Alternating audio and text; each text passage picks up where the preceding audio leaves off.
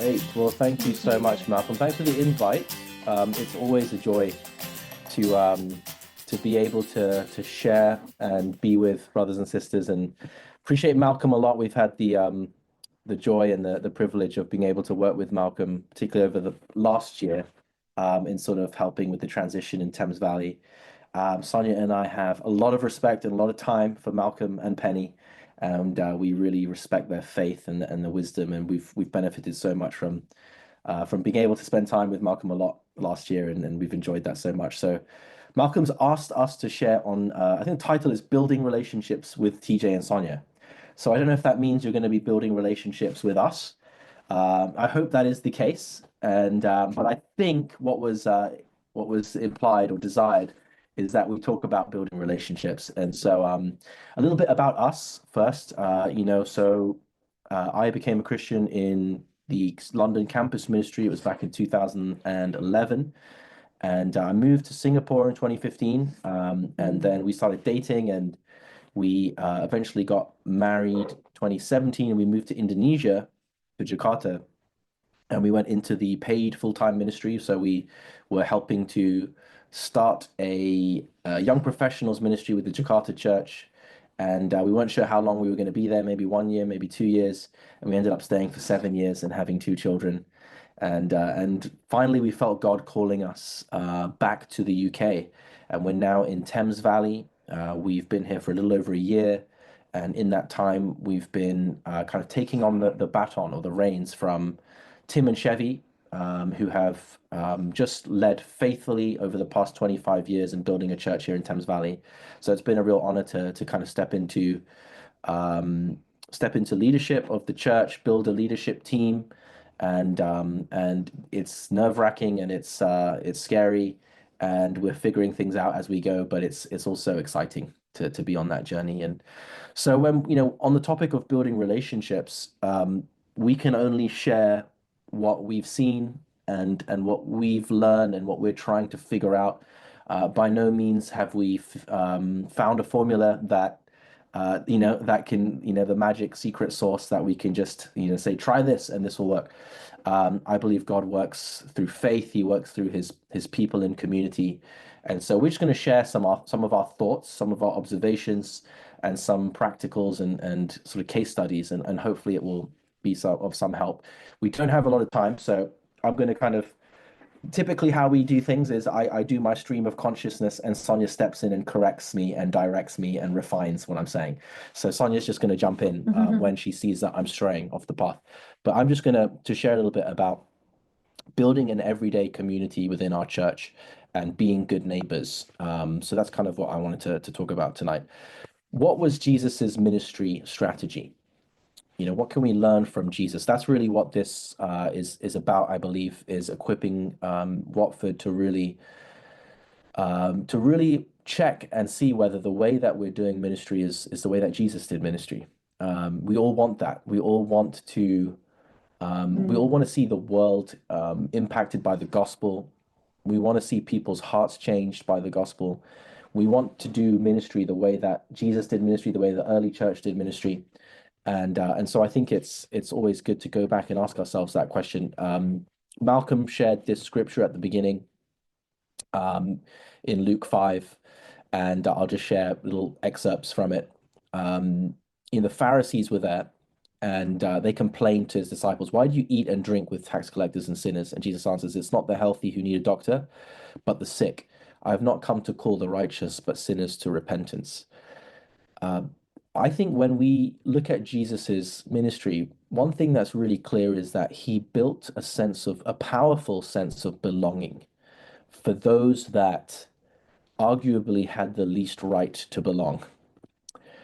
We can look at other examples of that, whether it's the Samaritan woman at the well, or whether it's, healing the Roman centurion servant, the miracle of driving out demons in the Decapolis, Mark 5, healing of Canaanite woman's daughter, the parable of the Good Samaritan. The list can go on and on. Think of your own examples in Jesus's ministry.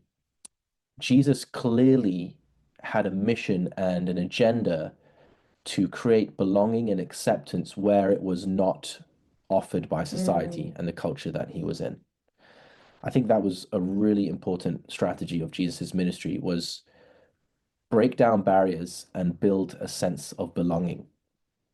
People that really had no right to be around religious elite, let alone the Son of God, were clearly having a great time around Jesus. Um, when we look at Jesus's ministry, I think if we could summarize the pathway that Jesus was bringing people on, it was a pathway of belong, believe, and become. And I think without, I'm not going to try and be critical of any of our churches in particular, but I think if we can talk about a culture that existed in the past, perhaps it looked a little bit more like believe, behave, belong. So we get people to study the Bible, we get them to behave according to a set of values that we think constitutes what a disciple should be, and then we allow them to belong in our communities. And if you were to bring someone into the community who clearly didn't fit the standard of behavior, the lines were clearly drawn, and that person would know that they are not a belonging member of that community, right? And we draw membership lists, and and you're in or you're out, and I don't want to get into all of the ins and outs and pros and cons of all of that, but I think it's worth just really looking at our church, our community, and asking ourselves a question: is this a church for Christians or is this a church for the world? Is this a church for the healthy or is this a church for the sick? When people come in that maybe we might feel uncomfortable about, how could they genuinely feel a sense of belonging? Think of one of your friends who you think is least likely to become a Christian. I have a friend called Dan, and when I look at his life, I think this guy probably won't become a Christian just because his behavior doesn't look anything like what a disciple would, in my opinion, look like. But if Dan came into my church, would he feel a sense of belonging? Would he feel accepted? Would he feel loved? Would he feel welcomed? Would people have him round the table at dinner? Would they listen to his life?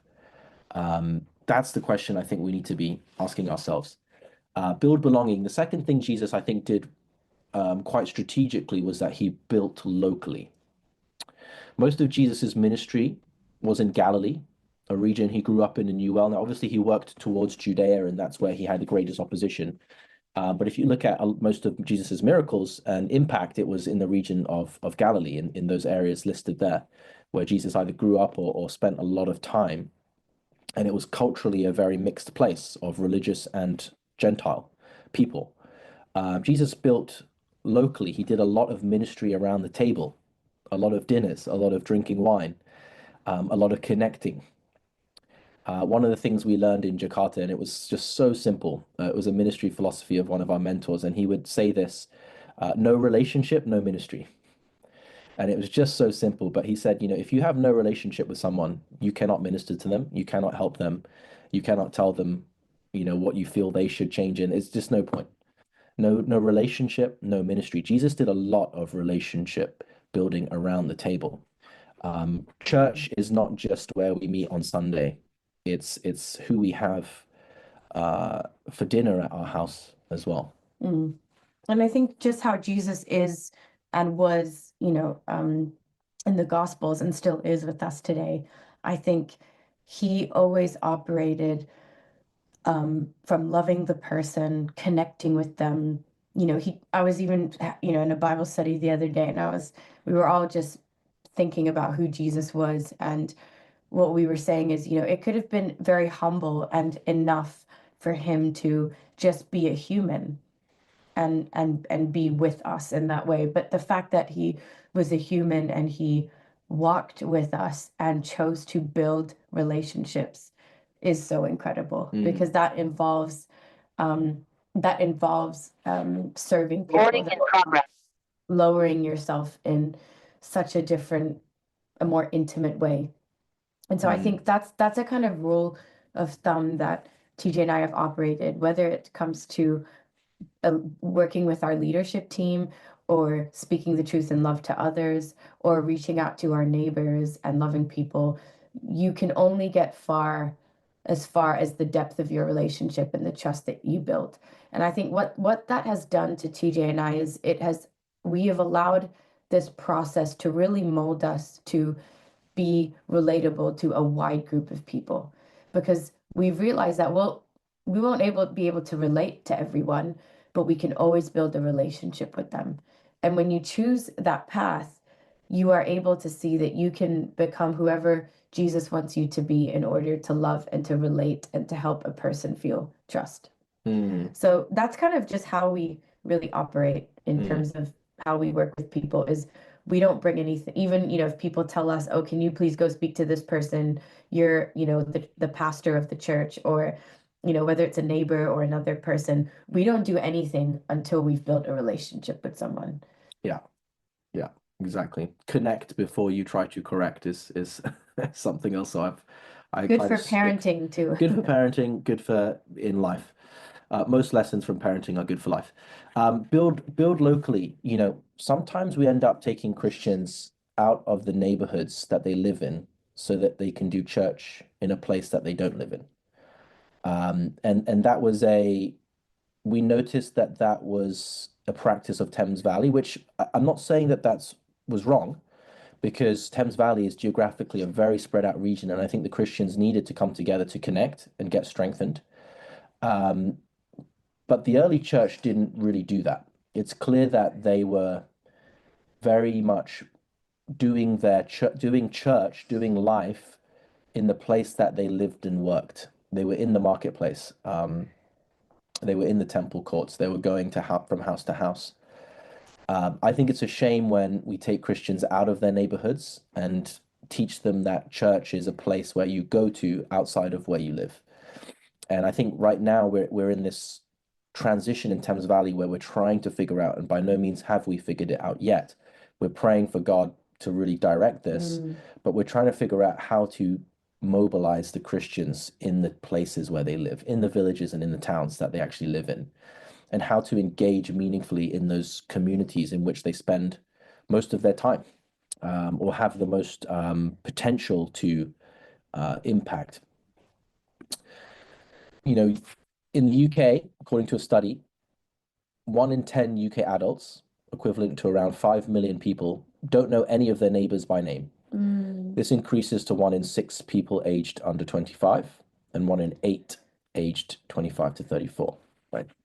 In a study that was carried out by Aviva Home Security Awareness, at which point they will sell you a home insurance policy.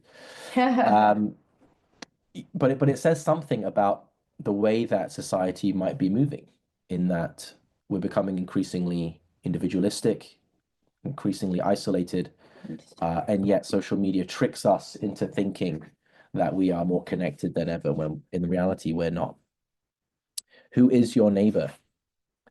Um, the famous question posed to Jesus when Jesus mentions the greatest commandments: love the Lord your God with all your heart and with all your soul and with all your strength and with all your mind, and love your neighbor as yourself.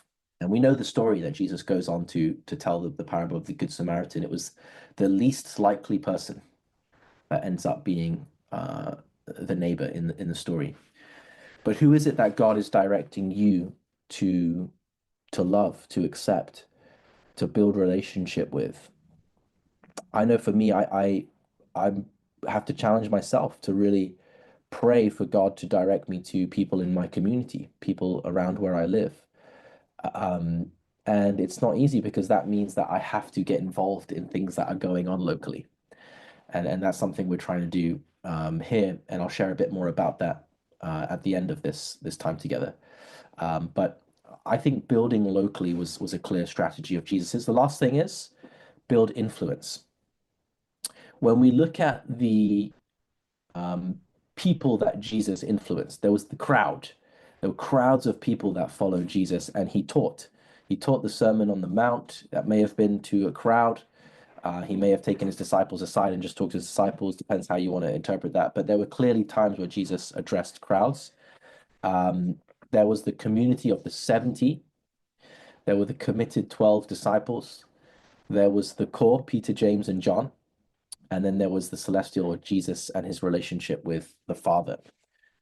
And I think when we think about influence, we're trying to move people along from being in the crowd to feeling a sense of belonging and feeling part of the community to really coming to faith and becoming a disciple and someone who's committed to the mission, and then transforming and becoming someone who's really a core and who belongs to a core team and is really invested in the church. Um, I think Jesus had at every level, Jesus had a strategy for how he was influencing uh, those those groups of people. And I think as leaders, we need to know who we're influencing in the crowd. We need to know who we're influencing the 70, in the 12, and in the core, in the three. I think it's really important that we have that our relationship with God flows into influencing at each of these levels, and that we really do have a core group that we're working with. Jesus Mm, clearly saw it was important to have kind of a special relationship with Peter, James, and John. He took only them up for the transfiguration. Um, when he raised Jairus' daughter from the dead, he only allowed Peter, James, and John, along with the girl's parents, to witness that. In the Garden of Gethsemane, he took all of the disciples to Gethsemane, but invited Peter and James and John to go deeper in the garden with him, and he expressed his deepest sorrow to them. Um, I think we need to have influence with a core that we are equipping and training. Just to close, I want to share a couple of case studies of, I think, building relationships in community. So we went to Jakarta in 2017, and we helped to start a YoPros community, which is a young professionals English speaking community in the church there. And the goal was really to help young adults whose first language was English, in a church where the church only really spoke Indonesian in their meetings, to help them find a community where they can connect, find the gospel, and become disciples. And we really focused on creating a sense of belonging for them, a place where they could build friendship, a place where they could meet in people's homes. It was really a community where we did life together. We did a lot of fun activities, sports, eating together, and we met where people actually lived and worked. So we met locally. So it was close to where people worked, and with the traffic in Jakarta, that was also just very important logistically for people to be able to get to where you are. But we also chose people in the community and raised them up because they had the ability to influence. And it was definitely an 80-20 rule where 80% of the people coming to our events were by 20% of or even perhaps more skewed than that, because there were a few people that just have the gift of being able to influence. And I think we really leaned on them to bring friends. And we started something called a GEM talk. So the ministry was called GEM, GEM, which was God, each other, and mission. And we would do these things called gem talks, which is kind of like a TED talk where we'd have a short talk by a speaker and then discussion groups. And as we started doing those, more and more people started coming out. And we started off with sort of 12 disciples running those, and quickly we were meeting in three different houses on the same evening, with sometimes 200 people coming out across those three different locations, and those still continue today.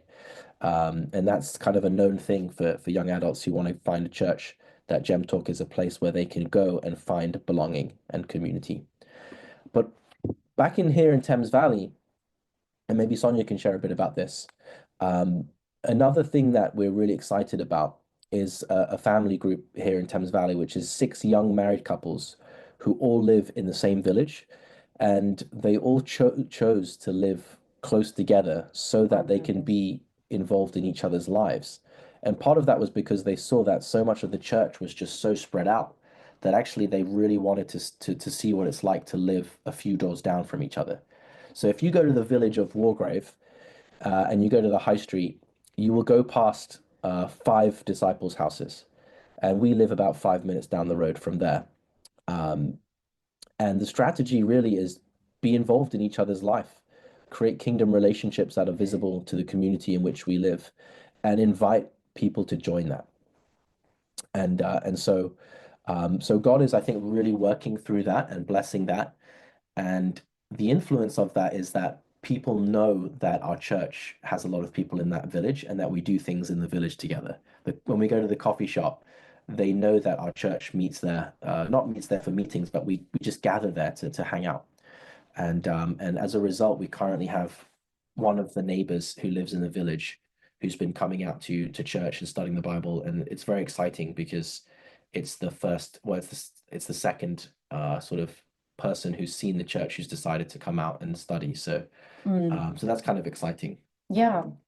Yeah, I think it's been really incredible because when it comes to relationships, just to think of some practicals in these case studies,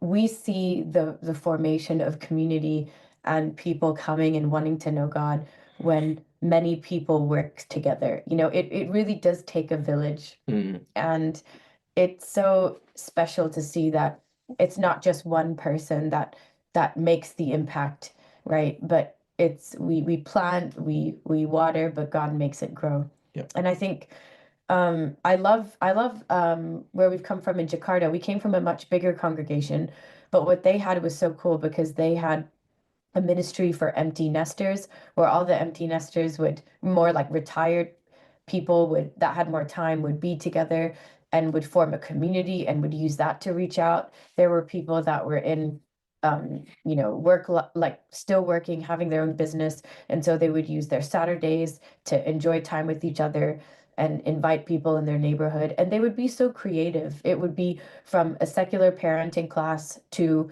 baking together to going bowling. It was anything that would attract people to connection. And what is so special is, in the world, there's always an agenda when you want to, when people meet, right? It's always, what can I gain from this person? But what's so special about God's kingdom is that we love and we people are impacted by the difference that we can bring because of Jesus. Mm, Weird. yeah. Weird. Is that, yeah, keep, Yeah. yeah. Okay. And so one of the things I just wanted to share was just some practicals that have really, I think, been life-changing for me. And that's just the power of praying together as a group, praying specifically in your village and in your area, that God Mm, will really show you the people that He wants you to love and wants you to bring and um to know Him and to know Jesus. And so I remember praying that, going on prayer walks with a lot of the Wargrave women. And now we have someone studying the Bible in the village, and we're reaching out to her husband. But she's been so transformed by the gospel already. And then um, mm, we also prayed for one of our neighbors closer to us, who's a bit older. And she's mm, an Indian lady that was a neighbor of someone that basically also lives close to us in mm, this, like closer to Reading, and she's going to get baptized at the end of the month, and mm, I think what is so encouraging is just the faith, and just the answered prayer.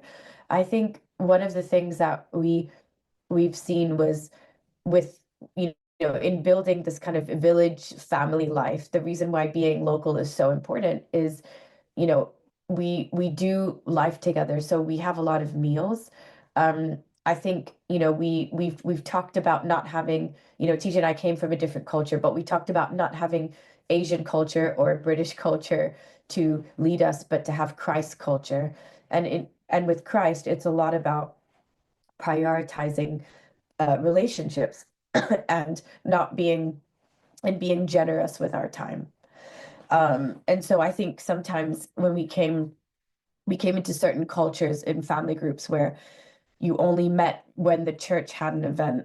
mm, And I think it was just very hard to build relationships that way because there was a lack of friendship.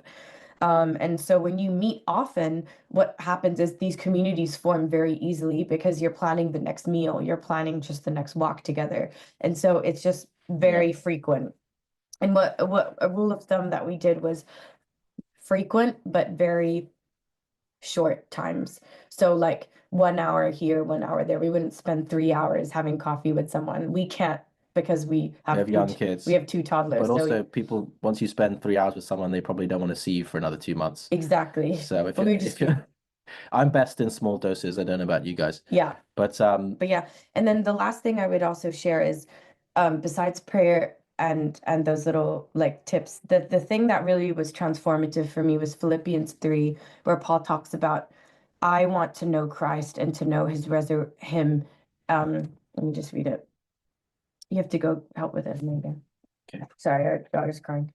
I want to know Christ, yes, to know the power of his resurrection and participation in his sufferings, becoming like him in his death, and somehow attaining to the resurrection from the dead. So I think what's so important was Paul's goal throughout this letter of in Philippians.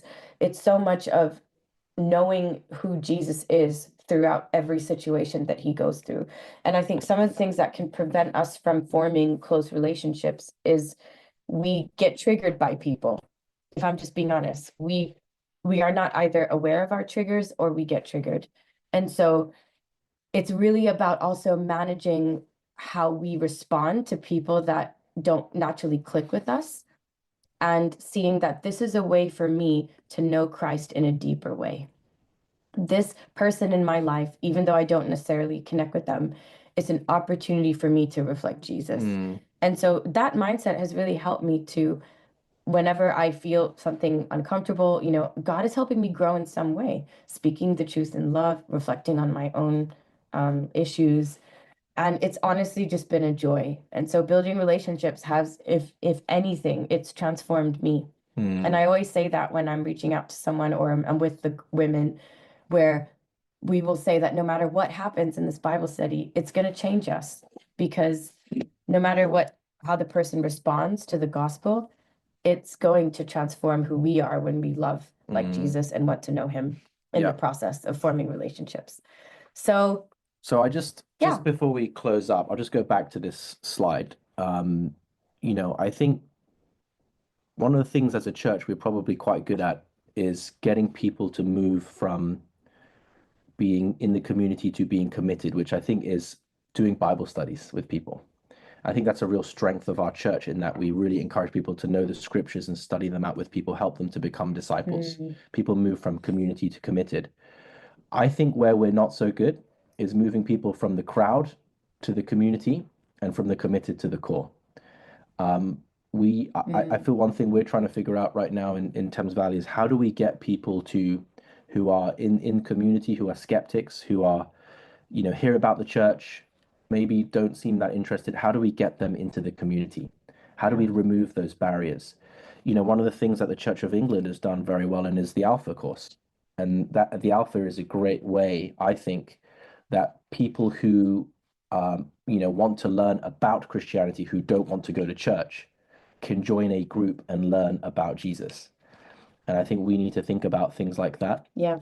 Can I But I share think one more thing? how do people move from one sec, sorry, son. How do people move from committed to the core is how do people grow as disciples Mm, in our church? I think we're good at baptizing people, but not so good at helping them grow towards maturity. So I think one of the things we need to look at when we talk about building relationships is the pathway of a disciple, starting from a skeptic to a seeker to a mm, Christian to a growing Christian to the core or a leader to a mature Christian, whatever that pathway looks like. What are we doing as a church to help influence at each of those levels? And mm. we Yeah, good saw point. that um, one of the strengths of being in the Jakarta church, particularly, I would say, is the crowd to the community, because you could go to a Bible discussion, which was really just a meeting at someone's house, and it would be an amazing time, and you wouldn't be able to know who's a disciple and who's not. Yeah, You just go there and everyone's everyone would be close. eating and close and having a great time. And if you had to go away asking who do you think is a disciple, you wouldn't know who's a disciple because everyone's equally loved and accepted and it was just a beautiful community that was being built there. Mm, So I think that's something that I just wanted to add, and we're going to close up here just by summarizing what we've talked about: build belonging, build local, and build influence. How can you create a sense of belonging? What would need to change in your church to create a belonging culture?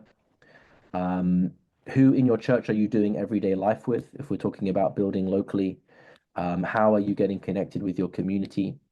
And finally, when we talked about influence, how do we move people from skeptic to seeker to committed to core? What is that pathway of discipleship look like? Mm. So there's some thoughts. There's probably quite a lot there to digest. But Yeah. And I do you think want I was just thinking something that crossed my mind last week when we were, like I said, we were in a Bible study with one of our neighbors. I think we were talking a lot about what we have in like with the sisters. We were talking a lot about about the church and what we had, what like memories that we had together and how long we've known each other.